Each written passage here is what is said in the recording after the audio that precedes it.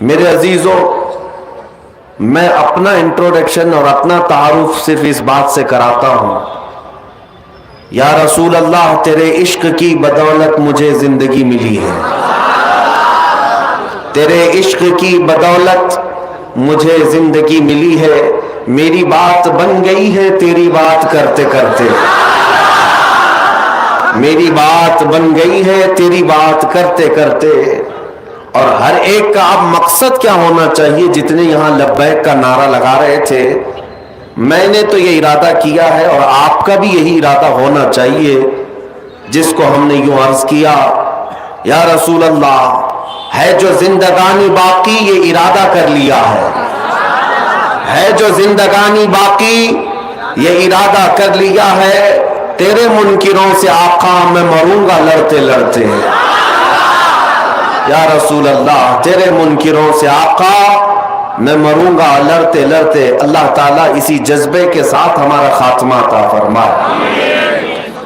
میں آج کی رات میں بہت کچھ عبادات، ریاضات، مجاہدات، وظائف کرنے ہیں، اور میں یہاں پر مختصر کچھ باتیں آپ کے سامنے رکھوں گا، کچھ میسیجز جو ہیں، اس کے بعد پھر ہم جیسے کہ معمول کے مطابق ذکر کی محفل سجائیں گے، اور اس کے بعد انشاءاللہ اللہ کی بارگاہ میں گڑ گڑا کر دعا بھی کریں گے، کیونکہ آج کی رات مغفرت کی رات ہے۔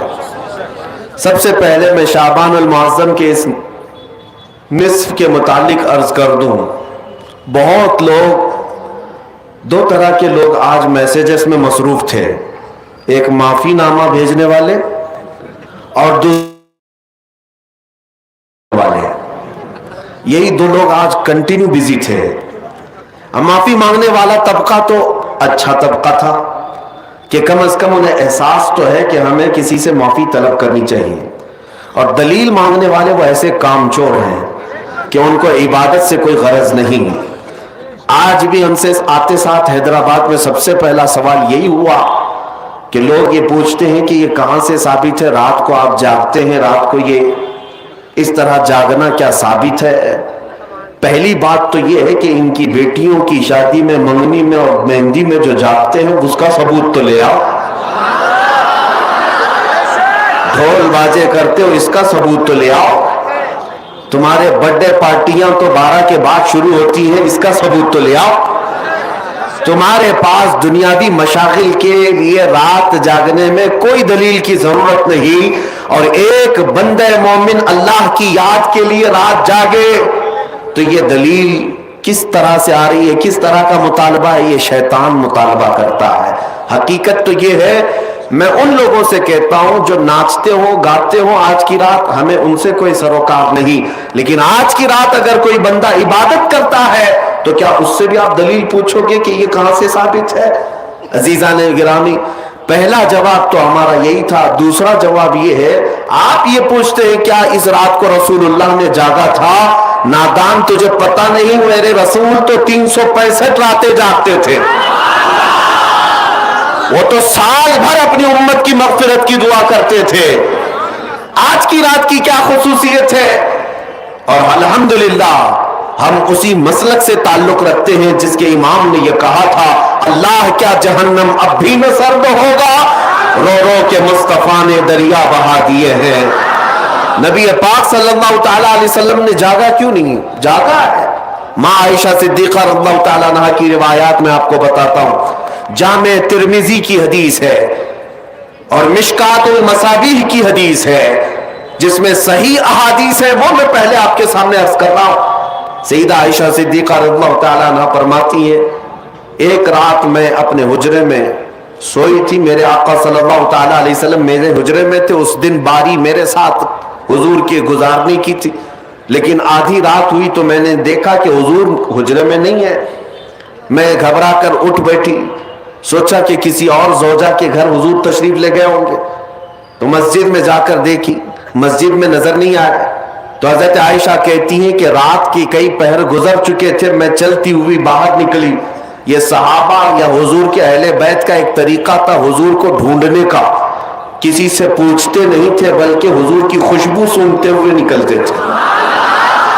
کیا مہکتے ہیں مہکنے والے، بو پہ چلتے ہیں بھٹکنے والے، ان کی مہک نے دل کے غنچے کھلا دیے ہیں، جس راہ چل دیے ہیں کوچے بسا دیے ہیں۔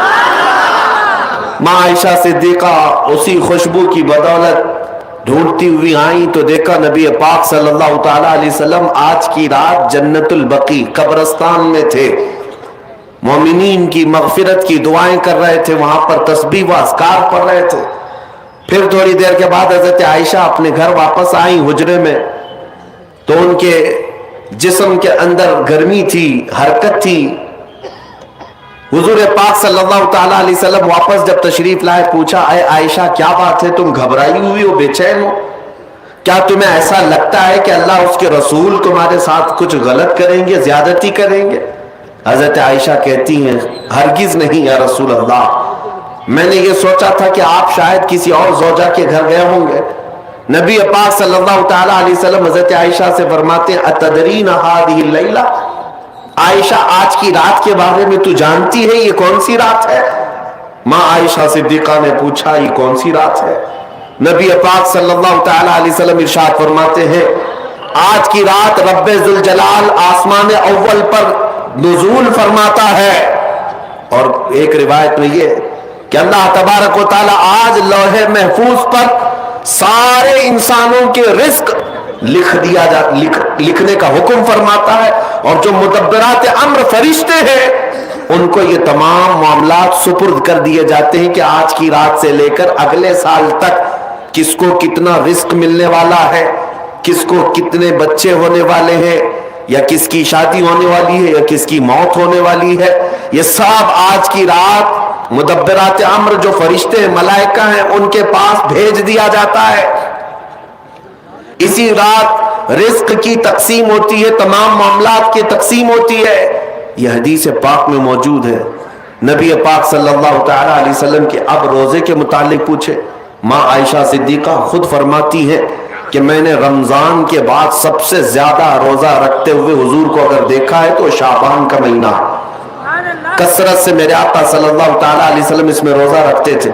اور پھر ارشاد فرماتے اس ماہ مبارک میں اللہ کی بارگاہ میں اعمال پیش کیے جاتے ہیں، اور میں یہ چاہتا ہوں کہ میرے اعمال اللہ کی بارگاہ میں اس حالت میں پیش ہو جب میں روزے کی حالت میں ہوں۔ میرے عزیزو، آج جو دن گزر گیا، مغرب کے بعد اب ہماری 15ویں شعبان شروع ہو گئی، 14ویں شعبان تک جتنے بھی ہمارے اعمال تھے وہ سب اللہ کی بارگاہ میں پیش ہو چکے۔ آج جو روزے سے تھے ان کے متعلق بھی یہی ہے کہ حضور کی سنت کہ حضور یہ چاہتے تھے کہ میرے اعمال اللہ کی بارگاہ میں جب پیش ہوں میں اس حالت میں ہوں کہ میں روزے سے ہوں، یہ سنت ہے۔ اور دلائل کی بات کرتے ہیں آپ، تفسیر ثعلبی میں حضرت عبداللہ ابن عباس رضی اللہ تعالیٰ عنہ سے منقول ہے نبی پاک صلی اللہ تعالیٰ علیہ وسلم کی کہ یہ وہ صحابی ہیں جن کو سید المفسرین کہا جاتا ہے۔ آپ فرماتے ہیں پورے سال میں 5 راتیں ایسی ہیں جس میں دعائیں قبول ہوتی۔ صحابی رسول کی بات کر رہا ہوں، بعض لوگوں کو ایسا لگتا ہوگا کہ یہ بریلویوں کی بنائی ہوئی رات ہے۔ عبداللہ ابن عباس رضی اللہ تعالیٰ عنہ فرماتے جمعہ کی رات، رجب کی پہلی رات اور شعبان کی 15ویں رات، اور دونوں عید بقرعید اور رمضان کی عید کی رات، یہ 5 راتیں عبداللہ ابن عباس رضی اللہ تعالیٰ عنہ فرماتے ہیں اس میں اللہ تعالیٰ دعائیں قبول فرماتا ہے۔ حتیٰ کہ اب میں آپ کو صحاح 6 میں سے ایک حدیث آپ کے سامنے رکھتا ہوں، سنن ابن ماجہ کی حدیث ہے۔ نبی پاک صلی اللہ تعالیٰ علیہ وسلم ارشاد فرماتے جب شعبان کا مہینہ داخل ہو جائے تو اس کی راتوں کو کھڑے ہو جایا کرو اور اس کے دنوں میں روزے رکھا کرو۔ جس کو دلیل کی ضرورت ہے وہ ہم سے پوچھے۔ سنن ابن ماجہ کی حدیث، حضور پاک صلی اللہ علیہ وسلم نے ارشاد فرمایا اذا دخل شہر شعبان فقوموا لیلہا وصوموا نہارہا، جب شعبان کا مہینہ آ جائے تو اس کی راتوں میں قیام کرو اور اس کے دنوں میں روزے رکھو۔ اس میں خصوصیت تو نہیں ہے کوئی بھی، پورے شعبان کے لیے حضور نے فرمایا۔ بعض لوگ یہ کہتے ہیں کہ پھر اس کو 15 کو ہی خاص کیوں کرتے ہیں آپ؟